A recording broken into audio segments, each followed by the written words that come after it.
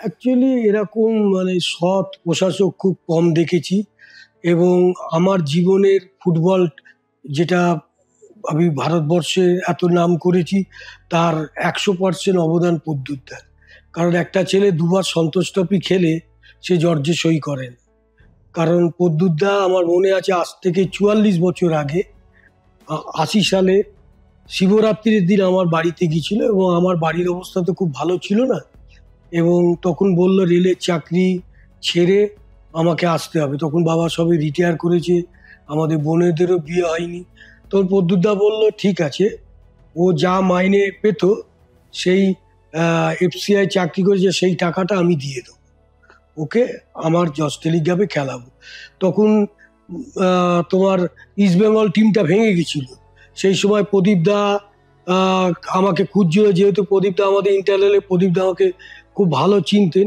কিন্তু প্রদ্যুৎদা কিছুতেই আমাকে 23 দিন খেলার অফিসে আটকে রেখেছিল, এবং আটকানোর পর আমাকে ছাড়লো না। বলছে না, ও ও পরের বছর বড় টিমে খেলবে।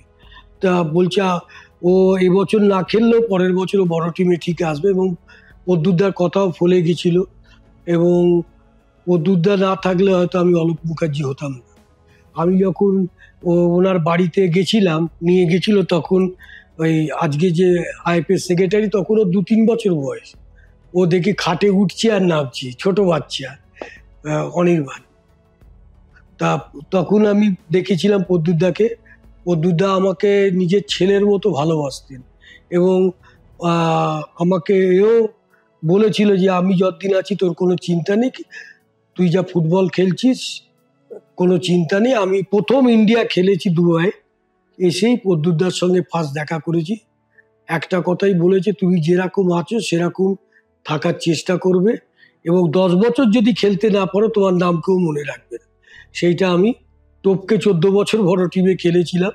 যাই হোক, আমার খুব দুঃখ, কারণ প্রদ্যুৎদা তোমার 94-এ মনে হয় মারা গেছে। তখন আমি ছিলাম না, আমি দিল্লি বা বাইরে ছিলাম। কারণ প্রদ্যুৎদাকে আমার মৃতদেহটা আমার দেখা হয়নি, এটা আমার কাছে বিরাট আফসোস। যেটা ন্যায়, উনি সেটা ন্যায়ের পক্ষে থাকতেন। ও আমার সঙ্গে তোমার সঙ্গে প্রদ্যুৎদার ভালো বন্ধুত্ব আছে বলে তুমি অন্যায় কিছু প্রদ্যুৎদাকে করিয়ে দেবে, সেটা প্রদ্যুৎদাকে পারবে না। এবং একটা গাম্ভীর্যই আলাদা ছিল যখন আমাদের বেঙ্গল টিম হচ্ছে, যখন উনি আসতেন সবাই ভয় পেত, চুপ করে থাকতো, প্লেয়াররা ওনার কথা শুনতো।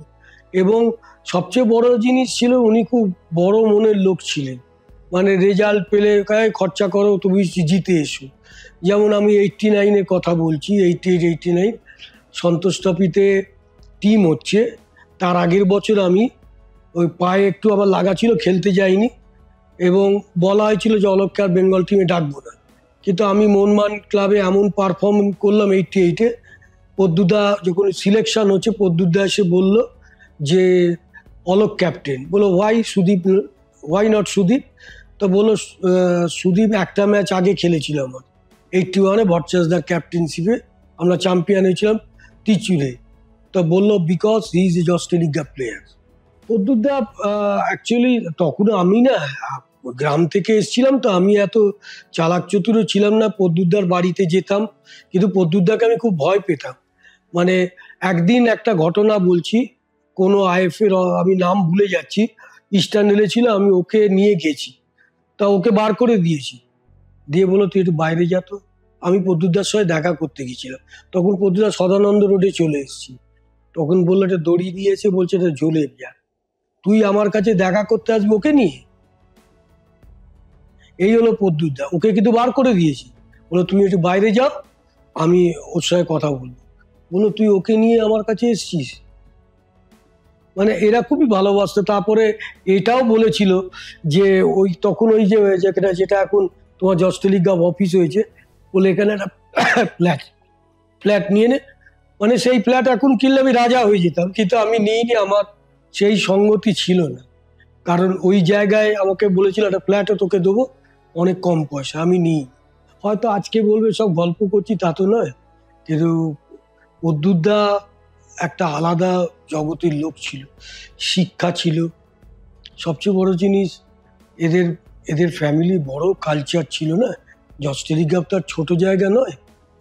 এরা বনিদি বড় লোক ছিল।